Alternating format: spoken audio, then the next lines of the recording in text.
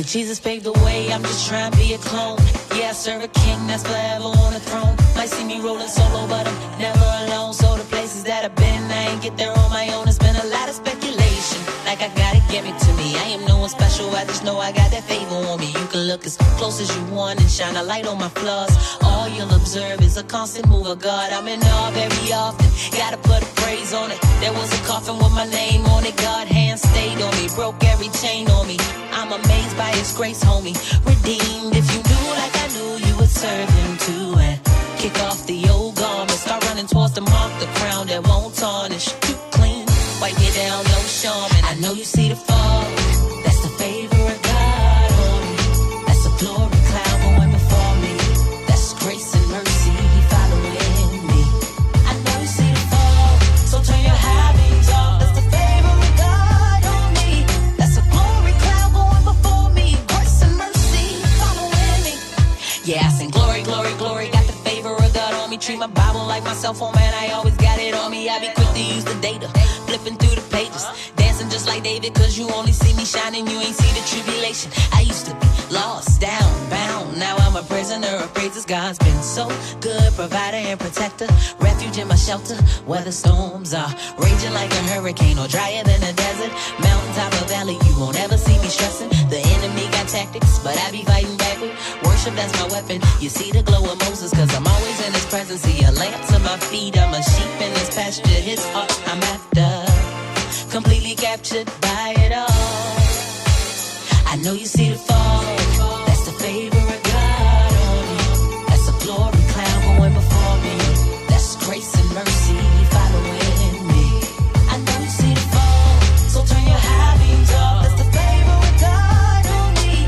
That's a glory cloud going before me. Grace and mercy following me. Who knows where I'd be if it wasn't for your grace, if it wasn't for your mercy. Kept on keeping me through it all, through the pits and the falls, the setbacks and hiccups. Lord, you kept my chin up. I can't thank you enough for your love that's everlasting. People can't understand it, cause they just see the outside elevation, not the inside transformation. How you took a cold heart and replaced it with compassion. You're so amazing.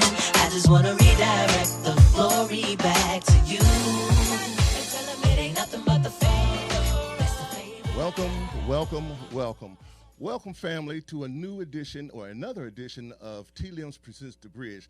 Today is an exciting day because we got a new format that's coming to you from our very own cast. I want to send out a shout out to everybody. Happy Resurrection Day. You know, of course, y'all know, as I said before, you know, it's about the lamb. It ain't about the bunny. So again, you know, so enjoy your day. We're excited here today. Oh, yeah. Hey, I want to say hello to Francis out there. Hey, Francis, wherever you at, man. You know, this is for you. Of course, you know, what's your name? Okay. We're going to skip by her.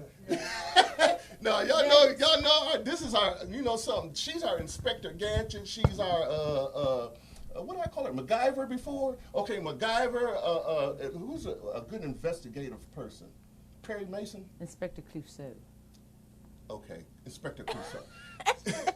Y'all know Twyla? Hey. Hey, Teresa. Hey, how how's you it doing? going? JD, would it be? And look, he got his sidekick with him.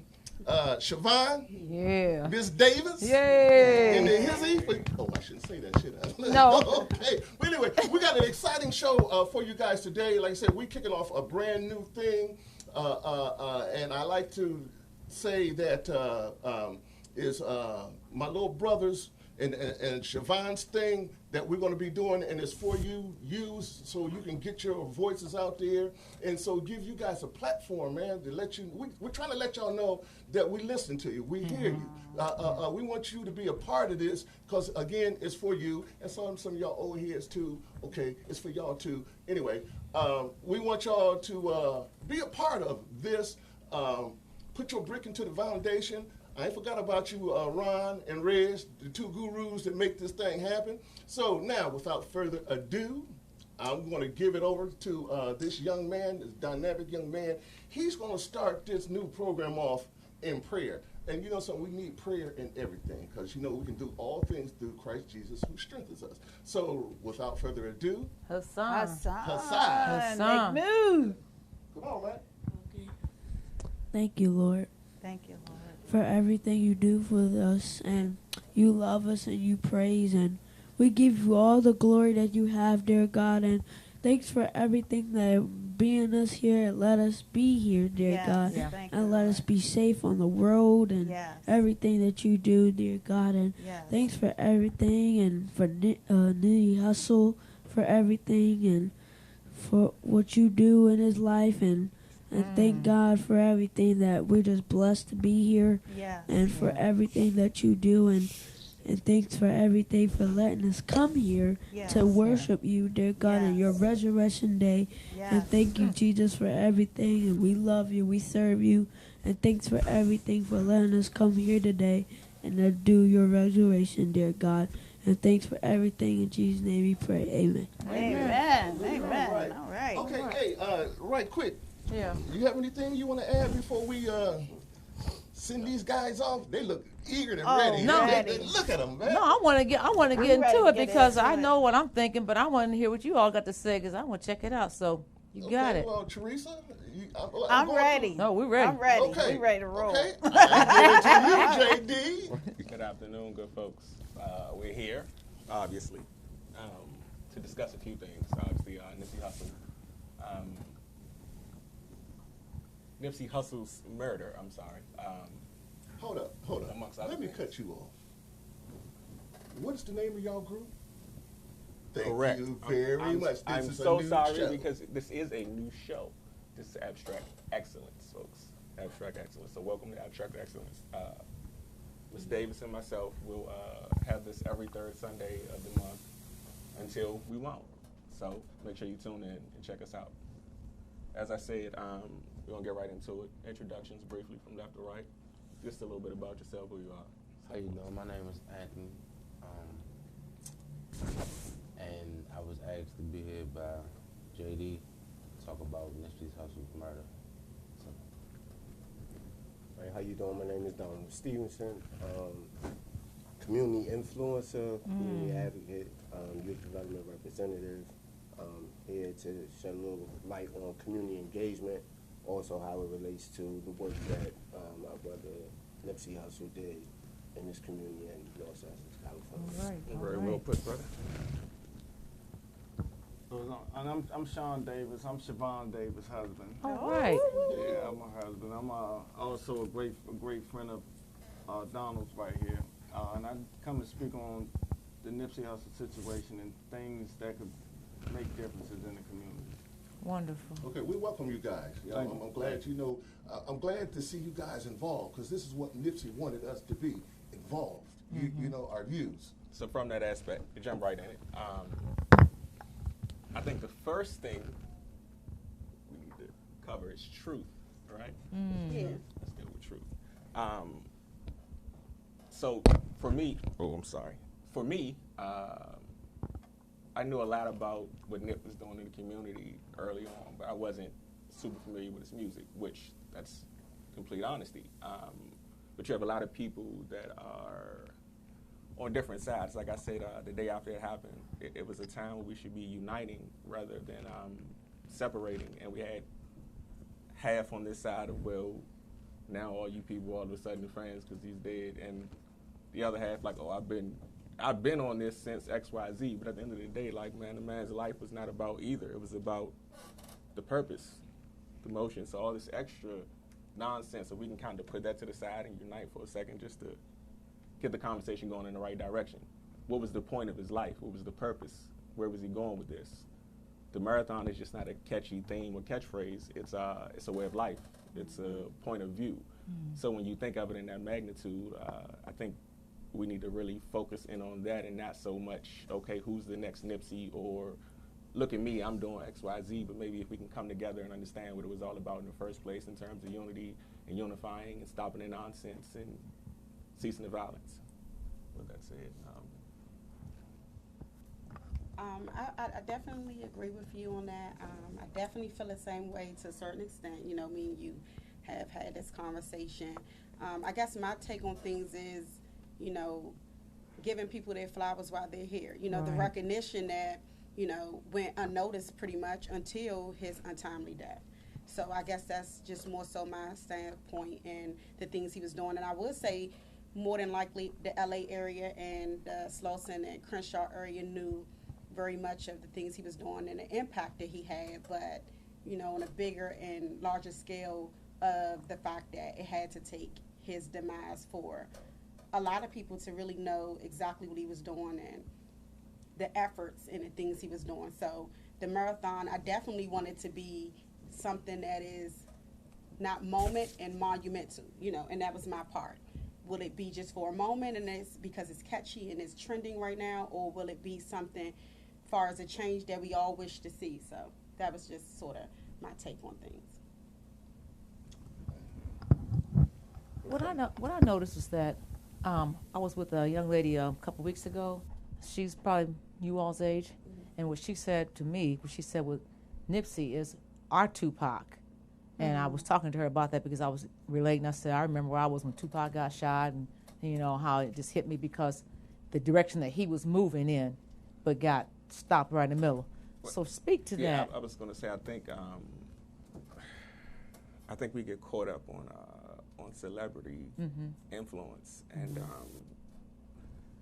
I think my point for, I just kind of said this to Donald outside, like this is about having a platform to shine a light on each individual being accountable for self daily. Like you don't have to be a celebrity to open a door for somebody coming behind you. You don't have to be a celebrity to let somebody over in traffic.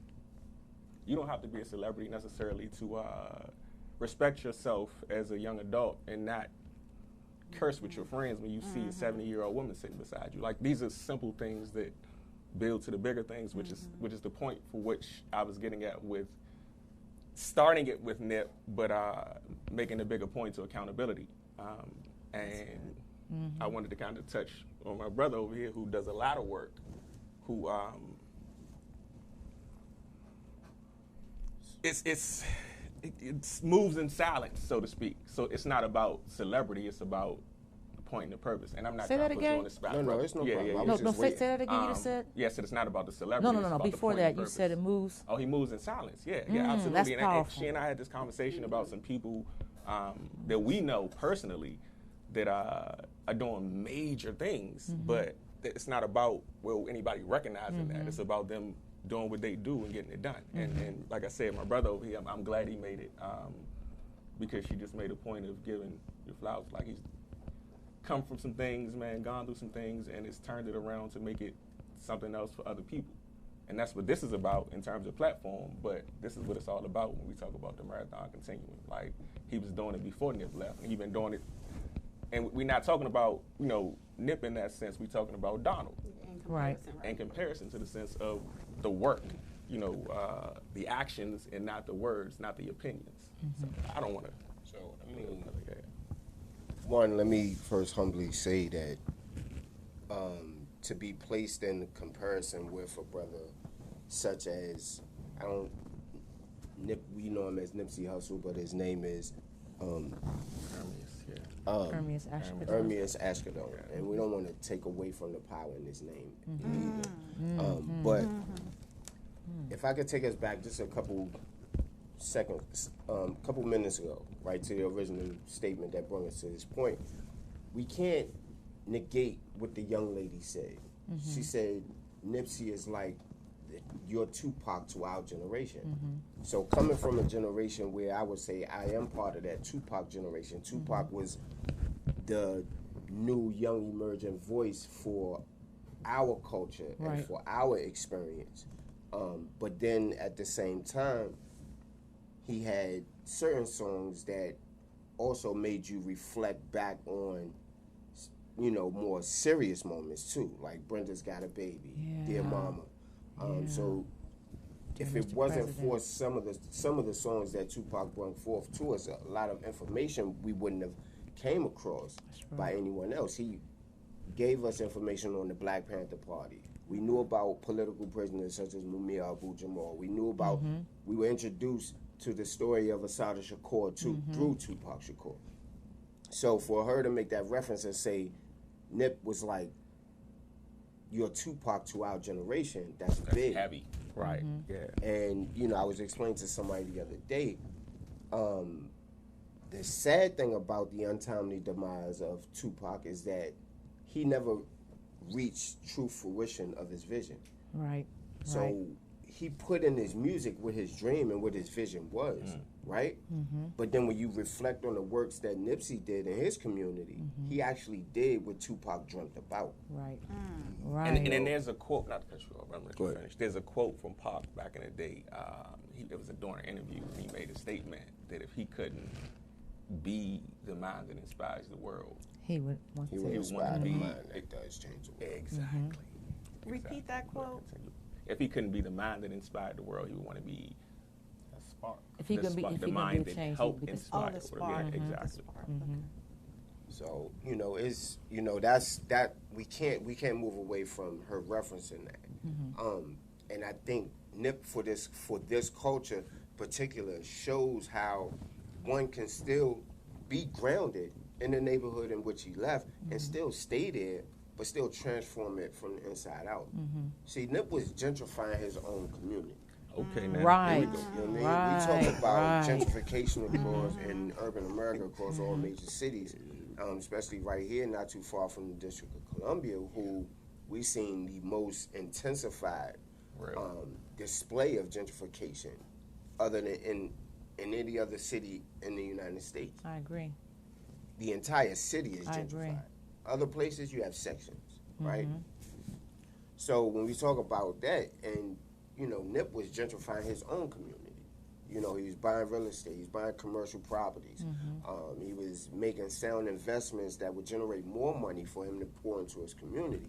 In 1 year, he poured almost $2.1 million back into his community. Yeah. Assisted over 4,000 residents in that community. That's big for one man. And, For one man. and when you think about it, when you look at his whole slogan, the marathon continues, right? Or all money in, no money out. Exactly. Right. His right. goal is to generate money and keep it in his community instead of pushing it out of his community. He had a special release called Proud to Pay, on which he charged $100 per CD. Yep. And the next round went to $1,000 per CD. And sold out. Not everybody understood his vision. You know, we had some other celebrities that understood what was going on right away, and you know, Like Jay-Z. like Jay-Z, Pharrell Williams, Yeah. you know, supported the brother immediately because they understood, they saw his vision, right? But And they with knew him doing they that, couldn't do what he was doing. right? And But they weren't haters either. No, They- no, they- yeah, that's what I'm saying. But I they don't supported. think they couldn't do. I think Jay-Z, they're too far in their Yeah, career. exactly. They I'll probably take that looked back. at that Right. move and said, "I wish I would have did that." Okay. Exactly. Because what he did was from proceeds from those two projects, that's what he used as the seed money to open the store, to establish his record label, and he did so without loans from any financial institution. That's amazing. Let me ask y'all this, in those same reference as far as how they Before, were. before you get me, because I don't want to lose my thought, and I ain't want to cut him Go off. So for let me it. get to it. So, she and I had this conversation earlier this week in reference to some things that was going on in the city and what we can do, right? He just made a very strong, heavy point in reference to investments, buying back, gentrifying his own neighborhood by buying it back, right? There are a lot of things that we do with our money. We are the biggest consumers amongst. Yes. Yes. And innovators. There's a way, and I'm not saying because I enjoy finer things, dress in certain ways, but there's a way, at some point in time, you have to grow up and figure out, you know what, maybe I got to struggle a little bit to advance. So like he said, with the seed money he made from his album, he didn't take in, I'm about to go kill it. We about Right. to ball out, we gonna pop. I'm gonna go ahead and I'm gonna flip that, and I'm probably gonna flip this, and then I'm gonna flip that. In the meantime, I'm gonna live here, and I'm gonna stay humble, so to speak, until it's my time. And if you listen to his music, in his music, he's basically telling you that I paid my dues, I waited my time. Like, understand what we're saying here. So a lot of people don't want to go through the struggle. They want the shine without the struggle. So if we want to make a change, we got to kind of start doing these things, focusing on credit scores, saving our money, going to workshops at the credit unions. Like, take the time to do the things that we need to do to figure out how. 'Cause we weren't taught these things. So understand, I'm not saying that I know these things, but I'm learning them now. Let me ask you all a question. Anyone can jump in and answer the question. He just said something about the struggle. And see, Nipsey Hussle's name was Hustle. And some people think that's a disrespectful. I'm speaking of people like in their 50s and 60s, people that I've talked to, grown folks who don't have a clue. And I'm saying it because they don't have a clue. That why would he call himself Hustle? I said, but you don't understand the name, the word hustle, to me has a positive resonance because it means like you're really on your grind, getting it down, getting it handled. So you're talking about a struggle. Would you say that the struggles that you all have ever incurred in life were worth where you are today? The things that you've gone through, the struggle, the personal struggles that you've incurred, were worth where going through to get to where you are today? Yeah. Who you are today. Yeah. Why? Because it makes me who I am today.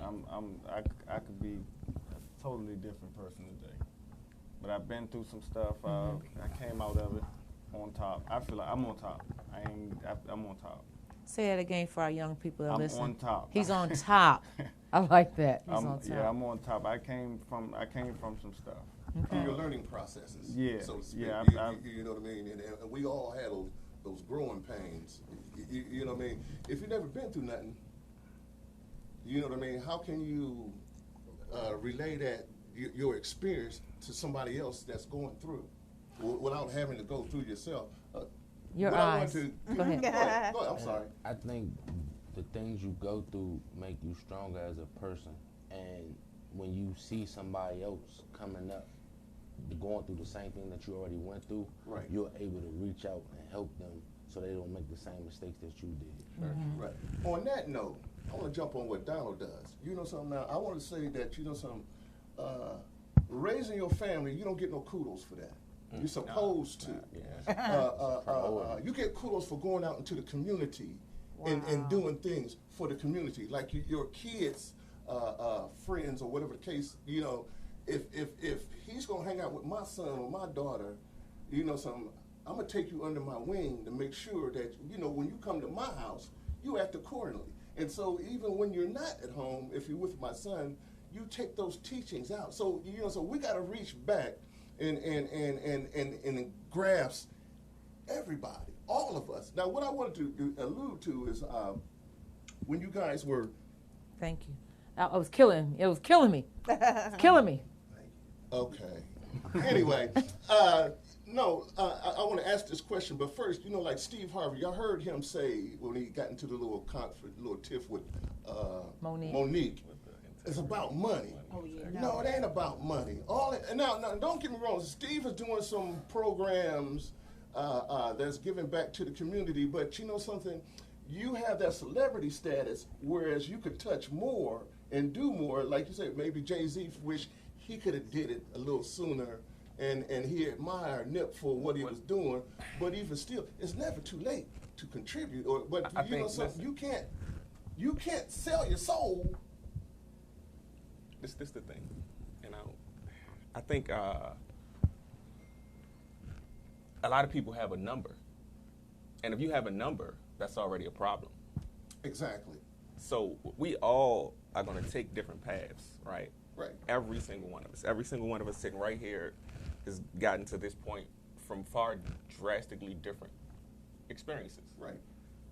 If I take my experience and try to put it in her experience and succeed in my life through her experiences, I'm probably not going to get there. I spent a long period of time with some things growing up from where I came from, XYZ, but trying to figure out my way based on where I was from, not who I was. And you don't rectify with that coming from the inner city anyway, because you are where you're from. But when you kind of come into yourself as a man and you realize some things weren't right, some things are, so you're struggling with things then at that point. And that's where the comparison comes in. Well, this person's doing that, I should be doing that too. Mm-hmm. And to kind of bring that back to the Nipsey point, like I think that's what I was saying at the beginning of the show, where the divide comes in. People, we split on it after he was murdered because you had one side of people like, well, he was, you don't know, he was already, you know what I'm saying, you ain't even gone through what you know, we lived through X, Y, Z, but that don't mean that because you lived through this and I lived through this, that we both can't make a difference in our lives in one way or another. Be accountable. Do what you need to do with your life, and let me do what I need to do with my life. But it's we can still agree to disagree and connect in the end and make it work. I agree with you there and everything you said. Now, I'm an out-of-the-box thinker. I bebop to a different beat than you. Yeah, absolutely. You know, but you bebop like that, I bebop another way. But if we're going in the same direction, it doesn't matter how we get to the game. If you go by bus, walk, train, or whatever, as long as we get to the game, and that's our purpose and that's our point, to get to the game or to get to this point to make a change in our communities, in our neighborhoods, man. So it don't matter just because, okay, your hat backwards, mine's frontward. I like Pittsburgh. You like Washington, but anyway, or Dallas. But anyway, I mean, you know, so it doesn't matter. You know, as long as we have the same purpose and we're moving in the same direction, you know what I mean? It doesn't matter how we get there. So to hop into that, which is say, like, not to keep just talking, like, man, listen, talk about some of the things you do, brother. Like, let them know who you are. Please. Well, me, honestly, I just play my part, right? I tell people all the time, you know, some might disagree with me, but I'm not a firm believer in the whole saying that in order to be a good leader, you have to first learn how to follow. I'm not into that. I think whoever came up with that, you know, was focusing on one person, and that whole saying kept a group of people content with following. So I tell people all the time, I will follow no man, but I stand beside a good one any day. I like so, you know, when people come about and they have a project they working on, or, you know, they doing something in the community, if I feel like your intent is aligned with where it should be and you doing it for the right reason, then I give you all the support in the world that I can bring to the table. I empty my resource bank out. So I've been involved in a lot of, you know, projects, major projects around the city, just as, you know, being one that's at the table to bring forth, you know, new ideas. Right. But I just call it doing my part. I come from a low-income community, notorious community in Washington, D.C. called Social Quarters, which is now demolished. But my family was one of the first families to move into Social Quarters in 1963, and also played an intricate part in them becoming homeowners on that property and turning it into a co-op. So I think community activism and civic engagement is just in me from the core. And it's just in me to just be one of those frontline people. So that's what I do. But, you know, Brother Jermaine was talking about the gap when the news came out about Brother Nipsey, the gap that it formed. Some people saying, well, I ain't know him, so I can't jump on the bandwagon now. But I think as time grew on over the week leading up to his funeral services, as more information started to pour in, as people became more informed, that gap closed tremendously. Right? So here's the thing. One thing about life is that the only promise in it, the only thing that's for sure, that's certain, is you're going to die. Yeah. Right? When you're going to die, we don't know. Okay. Right? We have no control over families, circumstances, neighborhoods that we're born into. None whatsoever. Right? If we got any card players, my grandmother, she used to use this. She's an avid gambler. All of her life lessons stemmed around something gambling, right? Okay. So growing up, we had a pretty, you know what I'm saying, tough childhood growing up. And oftentimes as kids, we would complain because we knew that there was a difference between the way I lived, the way I grew up, and the way my man grows up. And we used to ask questions. And she would always say, well, you know, life is like a game of, spades, right? You got to deal the whole deck out. But you can't control what hand you get. right? But you got to keep that stern poker face, and you got to say, okay, I got this many for sure possibilities. I got this many for sure guaranteed options, and I got some possibilities here, right? But you got to play that hand out strategically as possible. Sometimes you got a partner, you might be playing single man space. You got to play it out, right, to get the best outcome. That's how life is. You don't choose the cards you dealt, but you got to play it out, right? So understand that, you know what I'm saying, we don't choose these things we born into. We don't, only thing we responsible for is that dash, that in between, right? And the work that we do. And that dash is your legacy. That's what's going to live on forever. Heavy word. So as we moved on towards the brother's funeral, more and more information got to pouring in. More people became informed about this young man's legacy, right? And what his legacy did, it inspired. And one of Nipsey quotes is that, one of his famous quotes, in fact, is written across the basketball mural that they just did for him in California. It says, the highest human act is to inspire. A lot of people don't know the power and inspiration, right? And coming from a community like the Crenshaw district, many other urban communities around the United States that's robbed from a lot of resources and left to pretty much fend for themselves, right? The biggest thing that can come into that community is a source of inspiration, because what you do is you give power to the next person younger than you that's growing through it, and you give them, now you give them a playing field, you give them a new platform to want to you know, reach, right? And that's what Nip did. And as more and more information came, you know, that platform extended to the world. Which is what Tupac did before him, for the record. Do you think, let's say, with that concept, and there is a difference between, let's say, my age group, you guys' age group, and then that next age group. Do you think this kind of like closed that gap somewhat? I think the group before us had all the knowledge and they had resources, but they sat on it. You know what? I think, you know what I mean? I think what it did is it re-sparked the flame in my generation, right? As a reminder, okay, boom, this is, you know what I'm saying, this brother was 33 years old, right? And this is the mindset that he had, you know, that he was at 33. Right. So what it did, it upped the playing field. Like, okay, even for a guy like me who, you know, some people will sit around and say, well, oh, that's a good guy, he does this and he does that. Nip's passing even forced me to reflect on, damn, what am I doing? Wow. Right. Not just as a person in the community, but as a person, as a husband, That's good. right, as a father, That's you know, just being that community and as a community influencer, right? So it just upped the game. It just made me realize, like, okay, I got to step it up. You know what I'm saying? Not step it up as though, like, Not to cut you off, brother. I want to say something, too, because it's crazy you said that, because I was just on the phone with my nephew last night, and he was telling me about how, he was like, Unc, you've been telling me about him for a long time, man, and I ain't really listened. And he was talking about how, you know, Nip passed, and he been reading up on him, listening to his music and everything, and he said he did all that at 33, and he said, I just turned 30. It made me realize that I'm out here playing, I can do a lot better.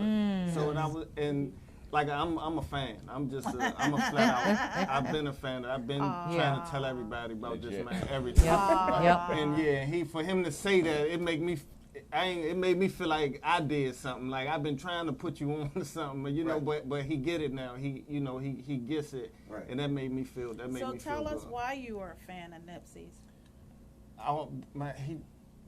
I listen. I listen to him. Everything he say, he do it. I'm one of them people. When I'm a fan, I watch every interview. I hold on to everything you say. I pay attention. I look at your background. I even look at the friends he came up with that's still with him. If you pay attention to his interviews, everything he talk about, he includes his team. Wow. He even turned down a deal, a lucrative deal, because his team wouldn't get the recognition, and he turned that down. Like, something just got me. He was a solid guy, real solid. You know what? When you say that reminded me of too, and I was thinking about I've been watching him for a long time because he's into investing in cryptocurrency like that, and I'm in that stock market stuff. So the group of black investors in America is really a small group when you start looking around. You kind of know who's doing what. You know who the major players are, and you know some of the minor players too. So he was young, but he understood it, and what he did was he did like a lot of young men. You have a product, you figure out who's going to buy this product, you figure out how to market the product. So that's what he did. He took and analyzed, I can use this to get this. He was really intense. So he always would talk on to small business groups. So that's what my introduction was to him. Like you said, I didn't hear a lot of his music, and then when I listened to him through the business group, then I started listening to what he was saying. Because, see, I was a Tupac fan, still a Tupac fan. I'm going to die a Tupac fan. And Andre 3000, those are my guys. And I don't apologize for any of that, period, okay? But what I was thinking about was the same thing was LeBron James. See, we know him. We're from Akron. LeBron still has the same crew that he grew up with. He didn't leave them out. He included them. He brought everything together. He goes back to the same community that he came from. He gives out, extend the community. He gives out to, Frankie was a coach of his, Brucey was a coach of his. You know he made them both millionaires. I'm about to put y'all on the spot real quick. Millionaires. Listen, I love LeBron, and you know that, I'll tell you that. But see, this is my thing again. Yes, LeBron is still a celebrity, though. Like, you know, you have people, and again, I'm going to do what I did with Donald. We can't hear you, honey. I said I did it with Donald, I'm going to do it with them. Like, you have people that are everyday heroes. Like, I'm not disputing you. No, I know. I was just agreeing with him to understand. I'm transitioning with him into the point of where we're going. We had Siobhan on the show, Autism Awareness Month, so we know about their son. And they do what they do for their son. But forget that for a second. Like, they've taken that and turned it into a platform to support, uplift, and empower and educate other people. Right. And not just other people, but other people with children with autism, or other people, period, just in general, on just being better people. Because she's heavy on this, like, just certain things, the R word, which I won't even say it. Right. Because and that's just little things. But these are like real life heroes here. You're talking like they could legit be in their own space of anger or frustration, but instead they took that. The things that you guys do, you know, in your own way, like you said, JD, it makes y'all heroes. You know what I mean? And you give other folks options, man. Let me finish my point I was trying to extend with him. Okay. Because what I wanted to say was that LeBron did this and he did those things too. But what I like is that he says everyone has that same thing in them. And that he's just a kid from Akron. He'll tell you that in New York Minute. He says that to everyone. Everyone got the same thing. Take the opportunities that you see and create opportunities from that which you don't see. And that's what I'm saying, that I could see by looking at you all sitting here, that you all have taken and created opportunities in places that you didn't see it. You have a young son, you all have a son. And I taught children that were autistic and have Asperger's syndrome. And I understand autism is a spectrum that goes all the way across here. People think it's just one thing, but it's this, and it's this, and it's this. It's texture, it's the olfactory, it's the taste, it's the touch, it's the sound. It's a bunch of things. And how I know the medical professionals diss parents, especially black parents. So the fact that you all created something from something that you didn't see, you created opportunity from something you didn't see. For other people, not just for themselves. Right, but I'm saying, that's what I mean. So, and then you, Donald, you're from a community that you saw the grind, you saw what was going on. You too. And then you're a silent giant, real silent. See, you're low key, but you can be right there on the top and over to the edge. If I'm wrong, correct me. Okay. Yeah. See, but when he gets up over, people hear him and they hear him loud and clear because he won't back down, and they know he's right. All right. I will hope so. No, you know stands on his so. own. You know so, and I see it in your eyes. This one here, he's reserved because he's a meditator, because he meditates before he comes out. But when he comes out in fullness. And I'm so pleased to be able to be in the studio with you all today, because you all have certain different giftedness that a blind man, and I'm not saying that because I'm trying to be funny, but someone could see quite clearly. On that note, we're going to take a quick break.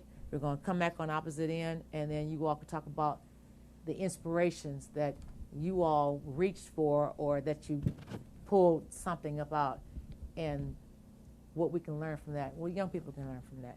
Right back. Don't go nowhere. Every voice and sing till earth and heaven ring with the harmonies of liberty. Let our rejoicing rise high as the listening sky. Let it resound loud as the rolling sea. Our organization is called T-LIMS, and that stands for The Lord is My Shepherd. We're a nonprofit organization. We have several branches, like the limbs of a tree. One of our branches is Infinity Speaks. One is the Ouch Girl. One is Imagination Press. One is Connect to the Bridge. We also on boxwave.com. Every Sunday we come shortly behind Ebony. Ebony's on from 1 to 2. We're on from 4 to 5. And we have a show called Connect to the Bridge. And what we're doing, we're connecting resources of individuals. We're also connecting and re-Africanizing ourselves. We talk about social, political, economic, and spiritual. We do the whole gamut of everything. So we also do publishing, we do writing, we do music, we do a whole lot of things. And we just started this new branch called T-LIMS Teens. And the T-LIMS Teens is where we're getting young people in the community involved. There's some young ladies that were on Ebony's show, and we're going to do a cleanup in Baltimore City. So if you have some projects or something that you want interested young people to get involved in, just let us know. If you want them to be interviewed, go to Ebony. Yes. If you want them to set up a program or a project for us to do, and we'll come in the city and do the same thing. This right here is an opportunity for us to come together as a community. We can start here, right here and now, and take back our communities. We need to be involved in each other's businesses. We need to support each other. We need to take back our neighborhoods. I don't want to say it, but I'm going to say it anyway. Uncle Sam, we've been waiting on Uncle Sam for the longest. And we as veterans, some of us, we know how hard it is to get support from our government. So we're using this platform here as a springboard that we can take it one VFW at a time. Next, we come to the community. Next, we have the whole neighborhood. Next, we have the state. Next, we have the country. All of us unite as one in doing what we can to help one another. Because, you know, the time is now. We've been sitting and waiting for a long time. So we want to encourage everybody here to spread the word about each other's businesses so we can get this thing off the ground and make a difference. Now, we have to do it. Voting is fine, but we have to do it. And so we're going to make them accountable just like we have to be accountable.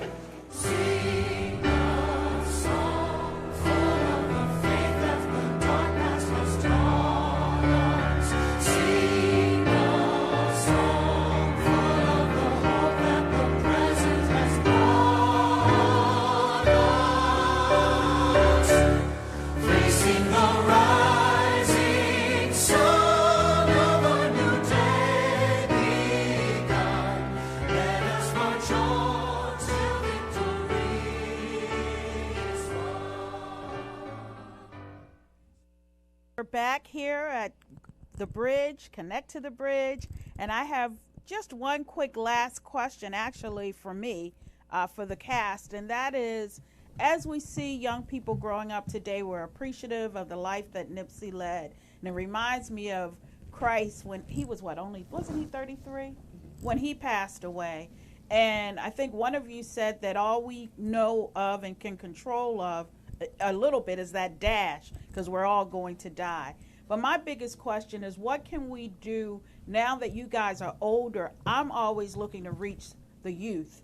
What is the one single thing that you think we as adults now can do to give back and help steer the youth on the right path? So I'm going to start with Mr. Anthony over here. Well, I think the biggest thing y'all could do is get more into social media, because that's where all of us is at right now. That's the biggest platform we have. Good. People don't realize it yet until they actually see the movement they actually make. So social media is the biggest one. And the next one I'll probably say is actually one-on-one communication. Okay. That one-on-one interaction and get deep into the background of them, actually know where their past and their story is coming from. Because without the story, how you gonna write the movie? Right. Oh, that's very good. Well said. And so those two things are probably the biggest things I'll probably say is the best to reach out to young people more around my age and now. Okay, that's good, Anthony. Thank you. Very good. I could relate to it because I would say, you know, we all come from like a neighborhood like Nip. So to reach the young people, if they doing it the wrong way, like we could just let them know like it's another way to do this. Like you don't gotta do it this way. So When you say there's another way, like instead of the wrong way, because like you know when Nip started out, he started out the wrong way, but he looked and saying like, oh, I got to do this different. So like I did the same thing. I was doing it the wrong way, so I stepped back. It was like I need to do something different. You know, we as older people, we got to lead by example, and in a sense, I apologize. In a sense, for my age group, we never got the chance to take the baton, and so we kind of sat back, and y'all cats was watching us. He's watching y'all. You dig what I'm saying? And you know, everybody is. You know what I mean? And I think it was all about like the environment you was in. Like you had to adapt to survive. Right. Yeah, that's real. So true. Right. So if you didn't adapt, you wasn't gonna survive, and that made us, you know, go about it the wrong way. Yes. So by surviving, we had to adapt to our environments, and you know, we eventually got it right because we, you know, took that left turn, but then we got back Some on of the us. right track. Some of us. Yeah, some of Right. us. Some of us took that left turn, and then we got on the right track by taking the right turn. But it's a lot of us that, you know, is still, you know, need some reaching out to. Yeah. I think that's grace. That's good. I think that's grace. I taught a lot of young men. I had the students that people didn't want to teach. I had the young fellas that had the POs used to come in and take them out of the classroom, and I'd have to tell them, don't come to my classroom, knocking on my door, asking for so-and-so, and you can get an office person to come and ask them to come down to the office, and that person should be in the principal's office someplace private, so to talk to this young man so he can do his urine drop or swab his mouth, because to me that was an offense, no matter what he did. Some of my young men made it out, some of them doing lifetime bids, and some of them are dead. And I reflect on that a lot, because I think back, what could I have done, or did I do everything I could have done? And my hands are clean, but the problem that you always were combating was the environment, you know, because you only can do so much. You see them but I saw my students on weekends. I used to go get them in the middle of the night, find them out in the street, messing around, say, get in the car, taking you home. What? Get in the car, and whatever you got, don't bring it in my car, and I'm taking you home, you know, and that kind of thing, you know. Or if they didn't want to drop what they had, I'd ride alongside them with my car, you know, to get them home, because I wanted them to be safe, because I knew something was getting ready to pop off, because someone else would tell me. So knowing that you're a product of your environment, what things do we as black people, that's what I'm speaking to right now, black people, that are in our 50s, in our 60s, what do you need us to do that we haven't done yet to help you all better engage the community? not take charge, not run your show. You see what I mean?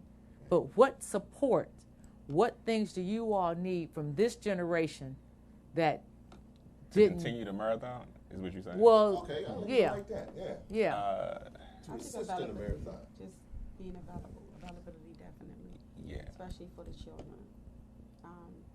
That's what I would say. She has a unique point of view because of her grandmother, and we've been talking about that all week. Funny enough, Yeah. for that to come up. But yeah, her unique point of view because of her grandmother, she can probably speak directly to that. Well, you know, a lot of times, especially, you know, speaking on the things that you've mentioned, far as, you know, your generation being into the social media, I definitely think all of those is very important. But at some point, we have to keep a sense of tradition and things that hold our morals and values and integrity.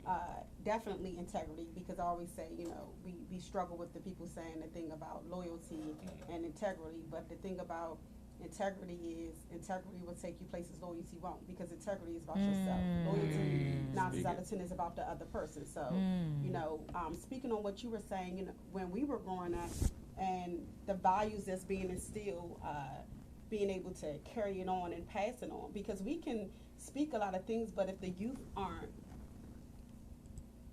if they're opposed to it, and your age group, and I get it, you know, you stated with the social media, if they're not on board with it, it's like a legacy, it'll stop. Yep. Even with my grandmother, she instilled certain things. She actually gave us everything we needed. And to this day, I do as much as I can for that reason, because of all of the things she didn't do and was taken from her. And when she started her own family, things she instilled in us, I have held that really near and dear to my heart. So a lot of things that we do in our household and things like that, a lot of times my nieces, because we have our nieces and they're young, they're your age, and they tend to say, you know, we do things old-fashioned. It's not old-fashioned, because if you change your views and your parenting, the way of life, just because times are changing or it's trendy too, we will lose everything. That's a good Nothing point. will stand. That's a good because point. Everything is moving, everything is changing. It's inevitable that things will change, but something has to stay the same. Some things have to stay the same in order for us to be able to be available for you in those things that you all need. Consistency. Yes. Exactly. Absolutely. Yep. So I definitely agree with you on the social media part, being more involved and trying to figure out, you know, the things you guys are into, and more so being a listening ear and not always having a rebuttal or something to say, but actually being able to hear you all. Yes. So, you know, that's one of the things me and Jermaine always And talk if I about. could piggyback on the conversations we have in reference to that, when she speaks of keeping things the same, some things the same, tradition, sometimes it's just the simplest things. Communication. The youth don't understand that word completely, because their idea of communication is based in social media. So complete sentences, actual articulation, sitting down, being able to look at each other and have a conversation for longer than 5 minutes without your Something as small as, these you know, are really simple. these are really simple things that have gone completely almost unnoticed in Yeah.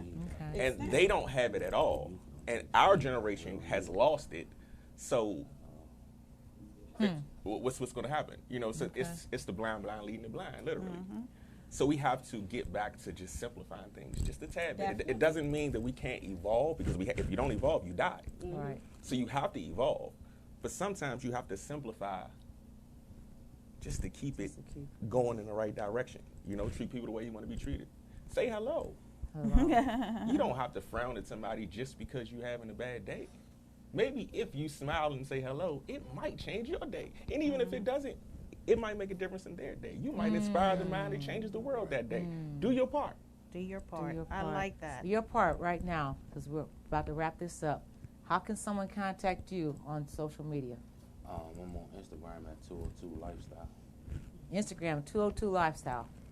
Instagram at D Stevenson, the photo activist. D Stevenson with a V or a PH? With a V. Okay. D Stevenson, the photo activist, Instagram. And my Instagram is Awesome Ashton. _KD, and that is on Instagram. Awesome, and that's awesome. AUSOME. AUSOME. Ashton. Yes. Underscore. Yep. _KD. KD. Yes. Connect to the Bridge one, that's ours. So Instagram, Connect to the Bridge, but personally, Mr. JD _Wright across all media platforms. It's all the same. And you can just catch me through Siobhan.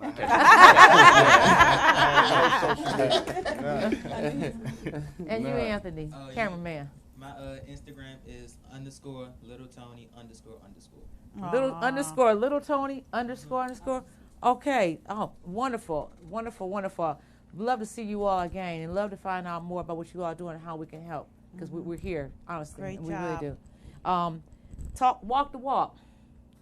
On the 23rd of April at 6:30, there's going to be, it's the month of unity. There's going to be a event at Union Temple in Washington, D.C. If you all can attend, it's at 1225 W Street, Southeast D.C. Because there was a cyclone that hit 3 African nations, 3 African countries, but the United States hasn't given any money to support it yet. The Namibia ambassador is going to be there. The Mozambique ambassador is going to be there. The ambassador from Zimbabwe is going to be there. Ayana Gregory is going to do a piece too. That's Dick Gregory's daughter. So I'm looking forward to being there. The reggae band, was it the provincial reggae band? I think, if I got the name wrong, correct me. The Mass Emphasis Children's History Theater group is going to be there. Sankofa is one of the sponsors. The Sankofa Homeschool Community, Pan-African Council of Elders, Friends of the Congo, and Appeal, which is the organization I'm attached to. So if you have an opportunity, get out here. Bring a couple dollars. Bring twos and fews. It all adds up. Walk the walk. What can you do differently tomorrow to make an impact that's positive that you didn't do today? You heard the panel. You heard the guests. What can you do? Make this time count. Until next week. And next week we have Sergeant Boone who's going to be here. Sergeant Boone is from the PG County Police Department. They have a lawsuit. The black police officers are suing the police department for discrimination. And so the Hispanic, yes. So we think that we catching on one end. Sometimes somebody else catching on opposite end too. So we look forward to seeing you all then. Until then, Ron, take us home.